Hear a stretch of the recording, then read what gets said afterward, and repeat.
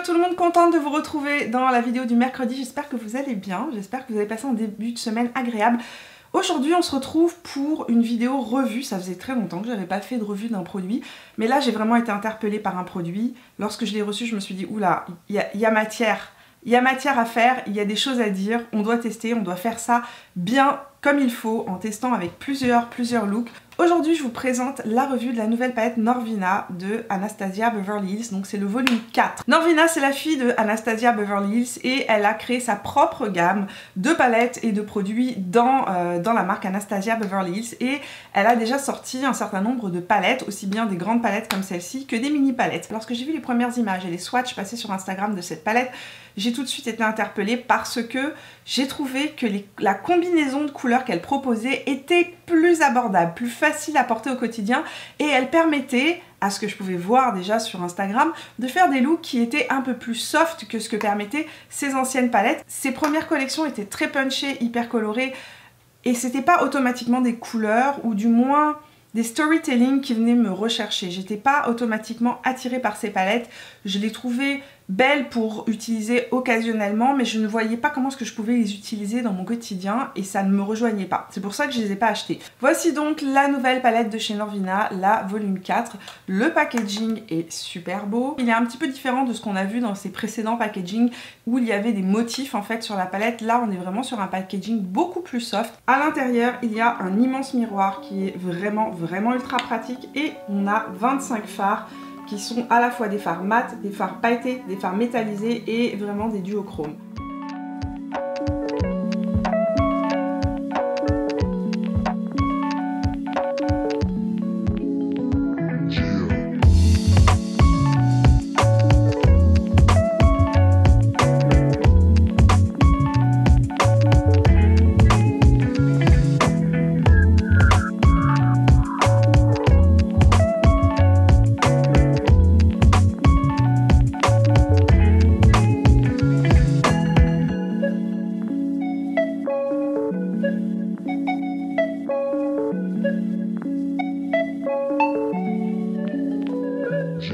Je l'ai acheté sur le site de Sephora Canada. Vous pouvez vous la procurer donc si vous êtes au Québec ou au Canada sur le site de Sephora Canada.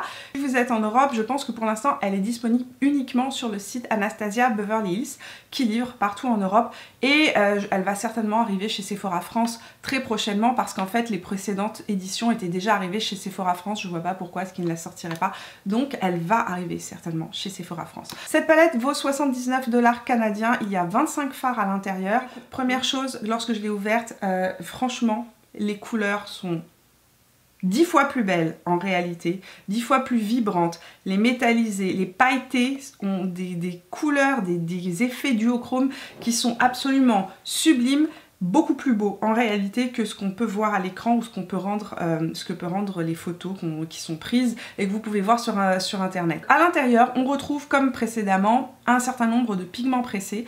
Donc il faut savoir que les pigments pressés ce sont des pigments purs et il y a très peu de liant, voire pas de liant à l'intérieur du tout. Donc ce qui fait que parfois il y a des risques de taches au niveau de la paupière lorsque vous les appliquez sur les yeux, entre autres pour les couleurs comme les roses, etc. Alors j'ai fait un maquillage rose avec cette palette et j'avais mis une bonne couche de base en dessous pour être sûre justement que les pigments ne transféreraient pas et j'ai pas eu de problème de paupières tachées suite à mon maquillage rose. Je voulais juste vous en informer. Donc cette palette, je la teste depuis plusieurs jours et je vous ai réalisé dans cette vidéo 3 tutos différents.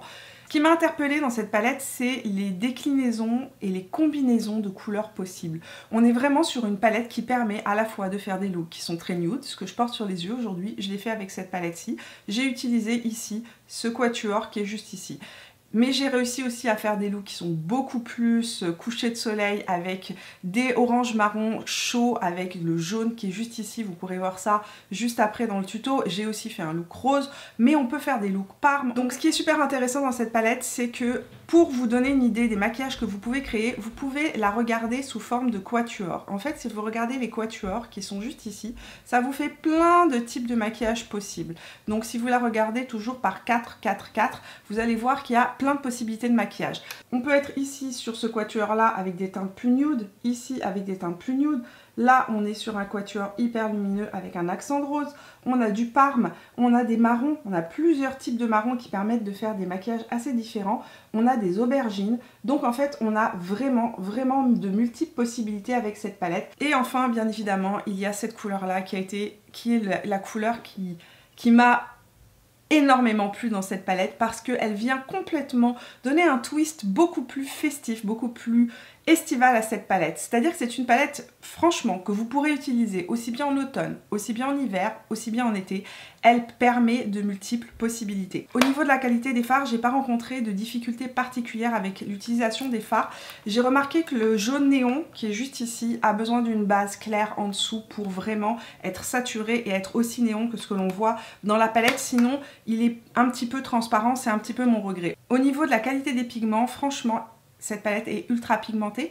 Attention, beaucoup de pigments pressés, donc évidemment des fards qui sont un peu poudreux. Tapotez votre pinceau avant de venir les appliquer. Vous pouvez faire vos yeux, finir par votre teint, mais j'ai pas eu particulièrement de problème de chute avec cette palette.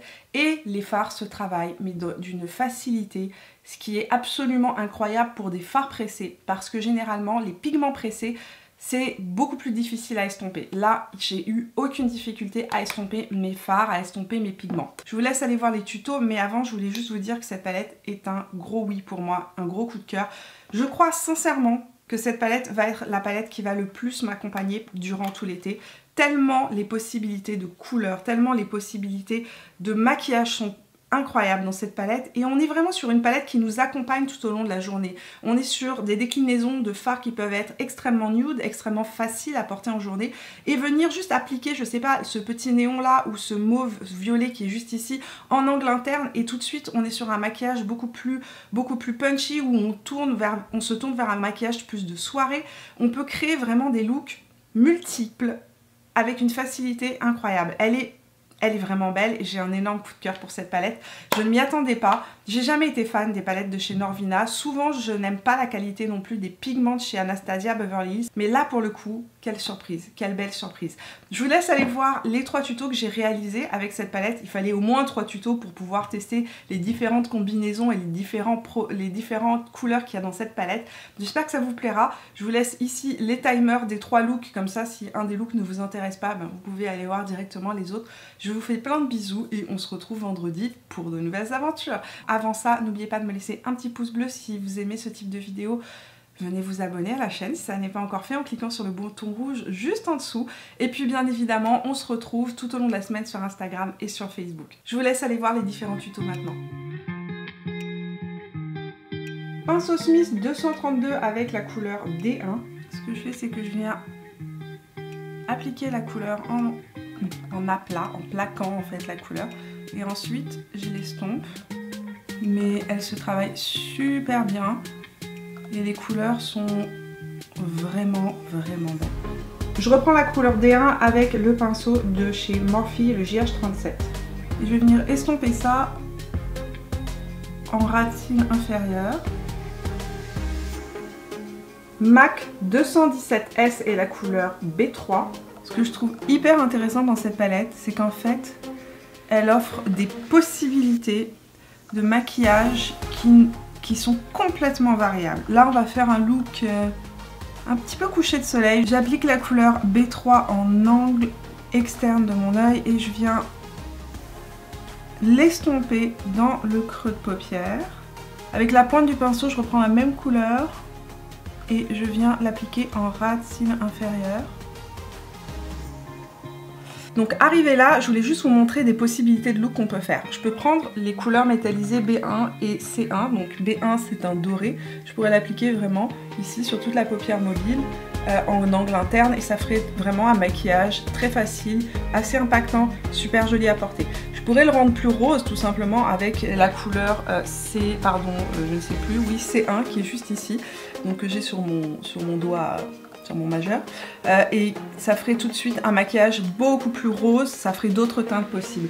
Mais là ce que je veux faire, c'est que je veux jouer avec cette couleur là parce que elle est tellement belle. Couleur D5 et le JH32 de chez Morphe.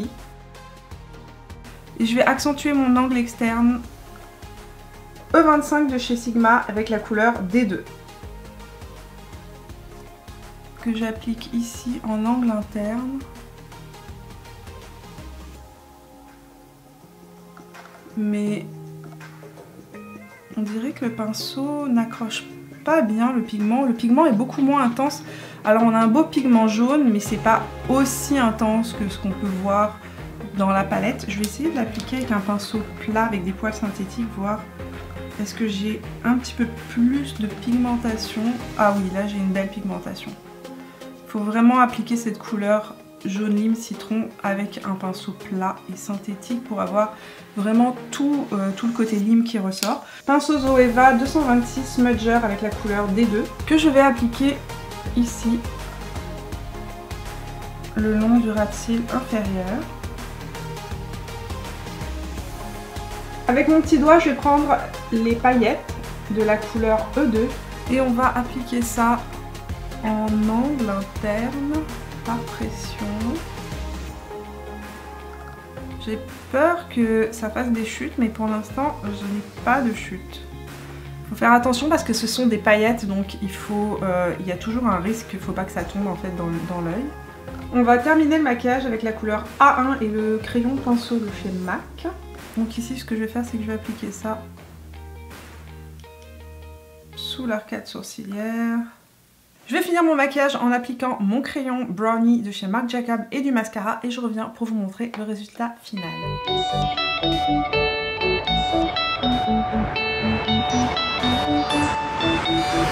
Premier look terminé, c'est un look un peu flamboyant. J'avais envie de vous montrer avec ce premier look que cette palette n'est pas uniquement une palette qui n'a que des roses, des parmes et des mauves. Il y a aussi des couleurs qui sont plus chaudes. C'est vrai que lorsqu'on regarde la palette de premier abord, on a vraiment l'impression qu'elle propose uniquement que des looks qui sont dans les tons roses, parmes, etc. Mais c'est pas du tout le cas en fait. C'est une palette, lorsqu'on la voit en vrai, elle a de multiples facettes avec des tons qui soient beaucoup plus chauds, des tons orangés avec du jaune à l'intérieur de l'œil comme ça qui vient faire un pop de couleur pour illuminer l'iris. En tout cas, belle surprise pour moi que ce premier look. C'est parti pour un deuxième look. Cette fois-ci, on va aller explorer les roses de la palette qui m'intrigue. Pinceau 217S de MAC avec la couleur C2. Donc la couleur C2, c'est un pigment, juste pour information. Donc les pigments peuvent tacher de manière momentanée la peau, la paupière. Donc si vous n'avez pas de base en dessous, ça peut tacher, et même avec une base, ça peut tacher, mais en lavant le visage, au bout de 24 heures, il n'y aura plus rien normalement. On va l'appliquer la couleur d'abord en angle externe et on va venir la dégrader vers l'intérieur. C'est magnifique. Ah, j'adore, j'adore, j'adore, c'est tellement beau. Mais c'est d'une pigmentation, ok, je pensais que c'est fou. Je peux me faire un maquillage juste avec cette couleur là tellement c'est beau. J'essaie de pas trop la remonter. Je vais prendre un pinceau propre pour venir estomper la couleur. Parce que je voudrais qu'elle soit beaucoup plus diffuse en fait sur l'extérieur. Pinceau plat synthétique avec la couleur E1.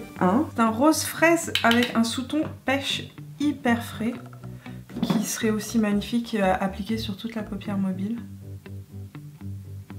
Et je veux juste la mettre en angle interne pour faire un dégradé de rose. Pinceau GH32 de chez Morphe avec la couleur A4. C'est une couleur marron mais avec un sous-ton légèrement rose. Et je vais venir estomper. Je vais aller rajouter un peu de cette couleur-ci, donc c'est la couleur C5 avec mon pinceau MAC 217. Et je vais l'appliquer en angle externe. Là on est sur un rose plus rouge en fait, moins bleuté.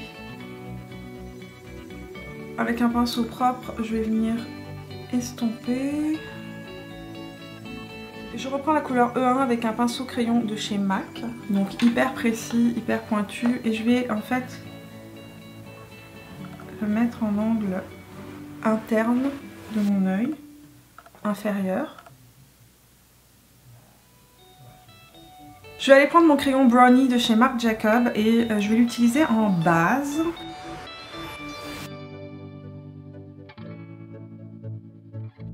Toujours avec le pinceau Zoeva 226, je vais prendre la couleur D5 qui est un superbe marron un petit peu chaud, rouille. Et je vais venir maintenant utiliser mon crayon en fait que j'ai appliqué comme base et smoker le trait de crayon. Je vais prendre la couleur C1 avec mon pinceau crayon de chez MAC et je vais venir l'appliquer juste ici en angle interne pour donner un petit peu plus de dimension lumineuse à mon angle interne.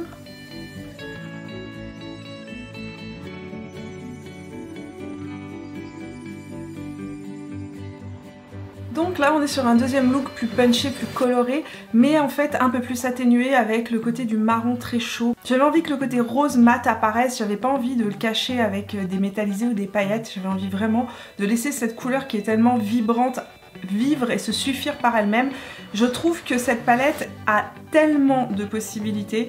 On peut faire des looks super punchy, on peut faire des looks beaucoup moins intenses, on peut créer des choses plus nude. Très bien. Dernier look de la palette, on va aller utiliser le quatuor qui est ici, qui est un quatuor nude vraiment sublime, qui va faire des looks très faciles. Et à mon avis, ces deux couleurs là, elles vont être vraiment belles portées. Donc un look nude pour le troisième look. Pinceau JH32 de chez Morphe avec la couleur A4.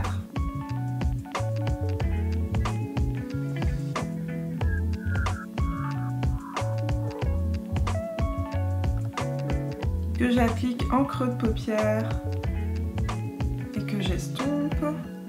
Un seul passage et j'ai vraiment toute la pigmentation qu'il faut. C'est un brun légèrement mauve, légèrement chaud, il y a du rose à l'intérieur. Avec un pinceau un peu plus précis, là c'est le 228 de chez Zoeva, je prends la couleur B5. C'est un brun froid taupe que j'applique en angle externe.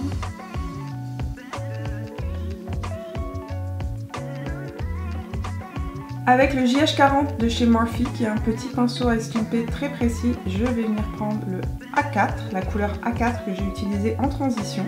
Et je vais venir placer cette couleur ici en angle interne de mon œil, très proche du creux, pour faire un effet halo eye en fait.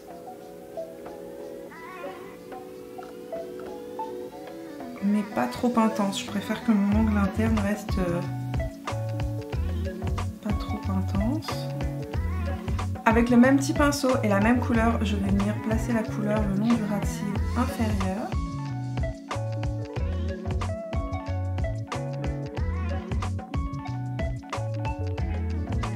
Morphe JH41 avec la couleur B4 que je vais placer au centre de ma paupière en dégradé. Pinceau 226 Smudger de chez Zoeva avec la couleur B5. Et je vais l'appliquer en ras de cils inférieur.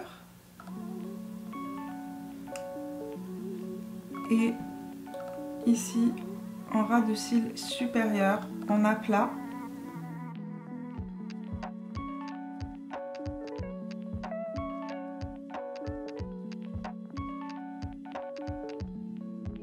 Avec mon doigt, je vais prendre la couleur A5.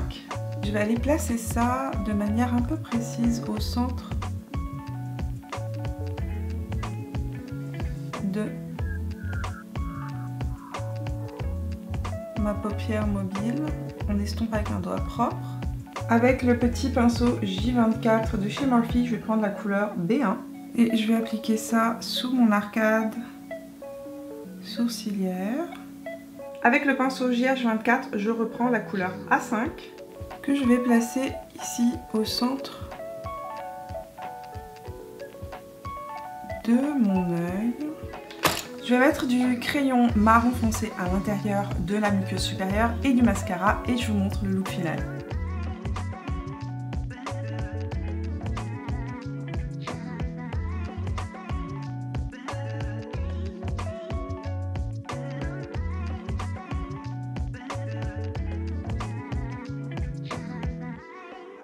Voilà pour le troisième look, on est sur un look nude, j'ai mis sur mes yeux mon mascara de chez By Terry, le Lash Expert Twist, et j'ai rajouté mon crayon Marc Jacob en couleur Earthquake, si je ne me trompe, oui, dans la muqueuse intérieure. Au niveau des lèvres, je porte un nouveau rouge à lèvres que je viens d'acheter, qui est sublime. On en reparle dans la vidéo de vendredi, c'est mon coup de cœur je pense du printemps. C'est le Rose Perfecto Liquid Balm de chez Givenchy, c'est un baume hydratant qui est en même temps qui va en même temps donner du volume à la lèvre et qui donne cet effet lèvres magnifique en santé, repulpé.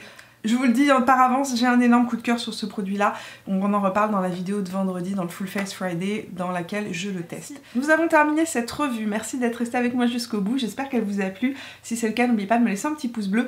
Avant de partir, dites-moi dans les commentaires de la vidéo, qu'est-ce que vous avez pensé de cette petite palette là? Est-ce qu'elle vous plaît? Est-ce qu'elle ne vous plaît pas? Qu'est-ce que vous en pensez? Est-ce que ça vous a surpris vous aussi que Norvina sorte une palette comme ça un petit peu plus facile d'accès, on va dire?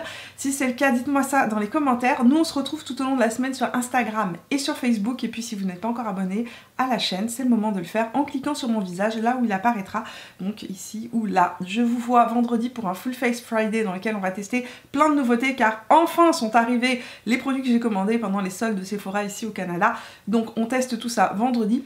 Je vous fais plein de bisous, passez une bonne semaine et on se retrouve vendredi. Ciao!